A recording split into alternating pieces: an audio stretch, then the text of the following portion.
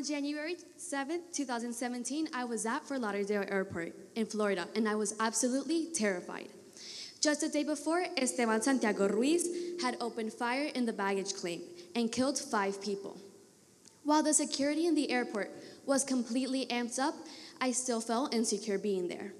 While I was waiting for my luggage, I imagined the people in the same spot the day before me, before experiencing possibly the most traumatic and terrifying event of their lives. I wondered what the killer must have thought moments before opening fire on innocent civilians, and I wondered what would come next for him. The media was going absolutely insane, suggesting that Santiago himself was mentally unstable.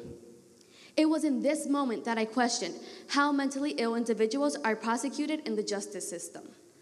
Most people tend to judge mentally ill individuals and are quick to want a harsh punishment. However, they rarely ask what led the criminal to commit an act. The first thing that must be taken into consideration is that those who are considered mentally unstable do not think like you or I do. Their perception of reality is drastically different than ours. Thus, their consequences should be treated differently as well. In recent years, the amount of mass shootings has increased dramatically. A study conducted by the Central Florida Intelligence Exchange has found that 79% of mass shootings since 2011 have been perpetrated by individuals with demonstrated signs of continuous behavioral health issues and mental illness. However, most of these criminals are thrown into prison and not treated accordingly to their sickness. Mentally ill individuals should not be prosecuted as a normal person would be, as they are often denied the help they need.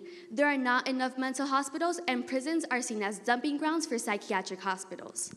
According to the Department of Justice, nearly 1.3 million people are incarcerated in state and federal jails, compared to only about 70,000 people being served in mental hospitals. If these people are not getting the help they need, it is irrational to prosecute them and condemn them for acting in ways they cannot control. One of the reasons why they are denied this help they need is because of the lack of mental hospitals. According to the Huffington Post, there are the same number of psychiatric hospital beds as there were in 1850. This is a huge issue because there are not the same number of crimes committed by mentally ill individuals as there were in 1850. Not only are there not enough beds due to little funding, they will often get turned away at hospital doors, and it can take months to get an outpatient appointment.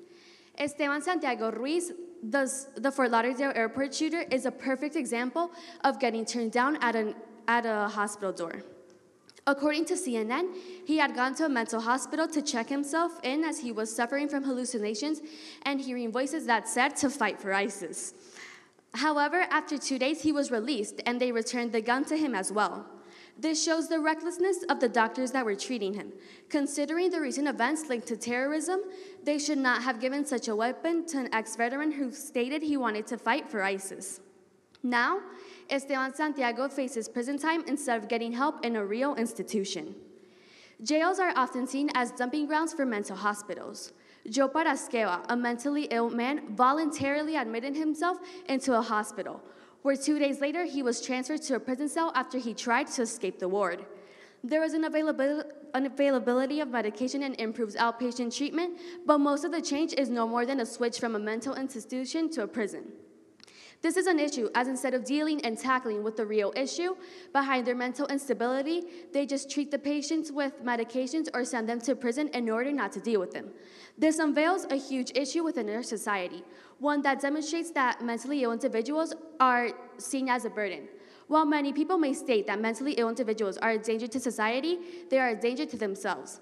In fact, according to CNN, people with serious mental illnesses are 3 times more likely to commit an act compared to those who are not mentally ill. This is an area of concern as people with mental illness are starting to commit suicide.